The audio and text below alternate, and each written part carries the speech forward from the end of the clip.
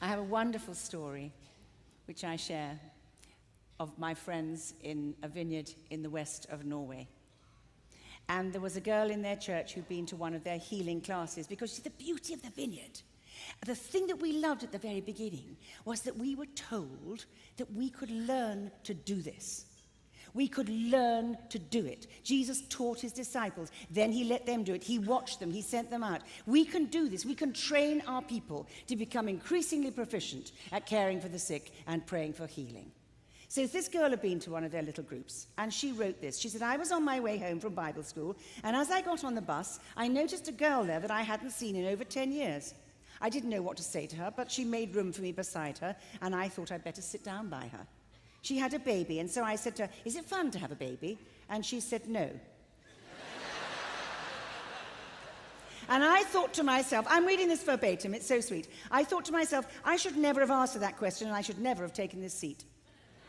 But the young mother started to tell about how difficult life had been for her. She had once been a part of the church. She'd gone away from the church. She had a boyfriend. She'd found herself with child. Her mother insisted she had an abortion, but God bless her, she refused. She had her baby, and as she gave birth to her baby, when her mother saw her grandchild, she continued to say she should have had an abortion because the child looked so ugly. The baby was born with an open, cleft lip. As she said, I could clearly see. I felt so sorry for her, and I knew God was asking me to pray for her, as I'd been taught at the vineyard, and I felt more and more embarrassed, and I got annoyed, arguing with God. Imagine that. God, she said, I'm not interested in praying here on this bus. This is so embarrassing. This is a small city. Everyone knows each other. It's not going to happen anyway. Oh, isn't it real? So I leaned towards her, asking in a tiny, small voice, is it okay if I pray? I made myself as little as I could. I'm reading. And with a very quiet voice and speaking very fast, afraid that people in the bus might hear me, God, will you please interfere in this situation? It's a good prayer. Would you interfere? I looked down at the baby, and there, the open lip had disappeared. There was no sign. No sign. No sign of what was there before. It gets better. The lip was perfectly normal. I screamed. The mother cried. I thought, I am insane. This is not possible. I checked the baby's lip. I couldn't believe what had just happened. The mother screamed. She didn't understand anything. We cried. I got her cell number. A little later, she called me and told me that she'd been back to the hospital, and what I didn't know was the baby's heart was in a serious condition, its lungs didn't work as they should, its kidneys were in extremely bad condition, its urine had a strange color, and test after test, the baby got better and better. And when the mother traveled to the main hospital in Oslo and the baby was re-examined, they said, this is impossible. The baby in your arms is different from the baby on our records. The baby in our records needed extremely much help not to die, but the baby you are holding is 100% well.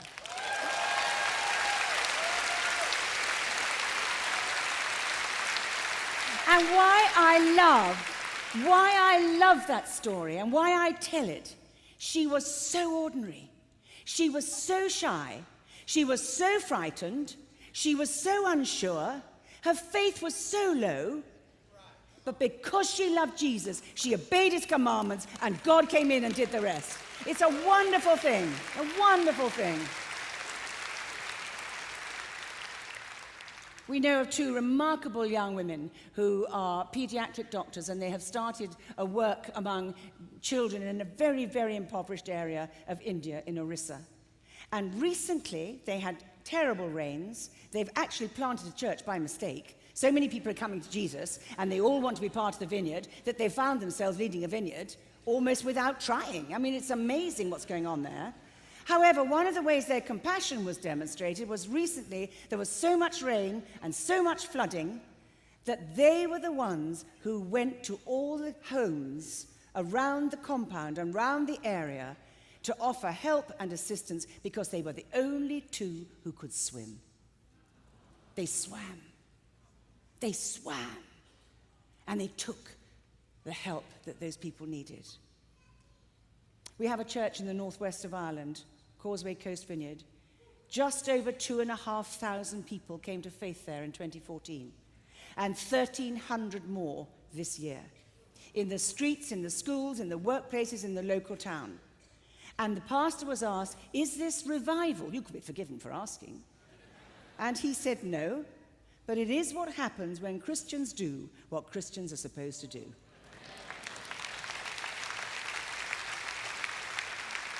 Of course we want to see people give their lives to Jesus, but we want to express God's love in tangible ways too, including clothing and feeding those in need. Hundreds of vineyards, hundreds, we must imagine almost 2,500 of them around the world, are doing the things that Jesus said to do. Feeding the hungry, caring for the sick, clothing the destitute, offering comfort, offering healing, giving the gospel, demonstrating the gospel with actions and compassion day in and day out. C.S. Lewis, if you read history, you will see that the Christians that do most in this world think most of the next.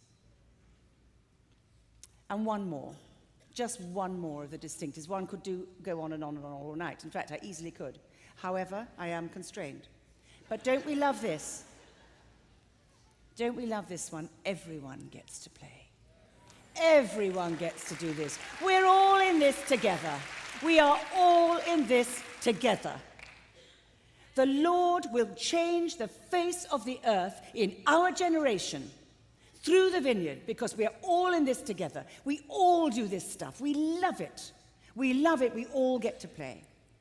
We've often said, have we not, in the vineyard, that all the Reformation promised, all Luther's cry of the priesthood of all believers, we have increasingly been able to realize.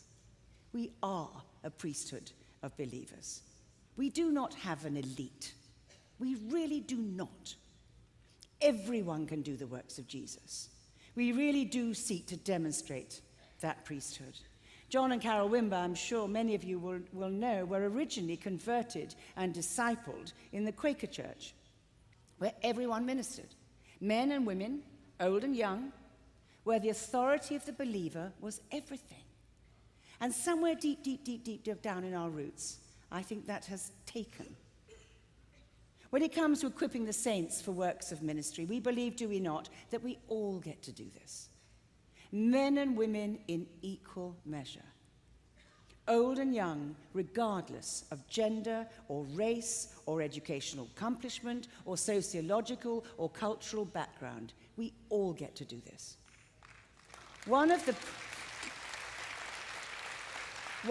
poorest areas in our country is a place called Liverpool, and it's extremely impoverished. There's a vineyard church in Liverpool where the poor are tithing out of their benefit money, and the poorest of the poor are feeding the poor. We all get to do this. There is no disqualifying. It's a sweet, wonderful thing. Speaking of young people, we have a particularly gifted young pastor, young woman, who is a children's pastor. And she is, well, we can't exactly say it, but she's magic with children. Magic. She's amazing. And you will know that Northern Ireland has a very troubled history and is a fairly volatile place. And she made photographs of all the members of Parliament in Northern Ireland in the Stormont, and she gave them all these pictures to the children, the little ones, to pray because they were the most reliable intercessors around the place.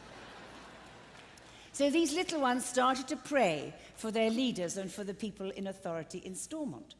She then went to the authorities. The security in Northern Ireland is incredibly tight. And she asked for permission to take the children into the main lobby of Stormont in order to worship and to pray for the government. And guess what? They said yes. And she, a vineyard pastor, a young woman, took in a bunch of very small children, and they worshipped and they prayed and they interceded for their government in the heart of Stormont. Children. And funnily enough, I got a little tweet thing, Twitter. I love Twitter. Terribly into Twitter. Terribly cutting edge. No, not cutting edge. I do love Twitter, because I do love knowing what's going on, basically. And a friend of mine wrote to me, direct message, kind of inside track. And she said that she had visited, she's not a part of the Vineyard herself, she's a great friend of ours, and she'd visited a church in Northern Ireland where she was blown away by what the 12-year-old children were doing. It's a lovely thing. I have a friend who says she believes that the Vineyard, now this is not even in the script, so this is really high risk. She says, I believe the Vineyard is a wonderful place in which to be a woman and a wonderful place in which to bring up your children and most particularly your teenagers. We all get to play. And so, coming into land. These things are only one or two of them, but they're one or two of our distinctives. There are more, but time doesn't allow. They are our heritage, people. They are our birthright. They are what we sold out for. They are what we bought into. We must never lose sight of them. We must always hold them front and center as we look ahead into our shared future, changing the face of the earth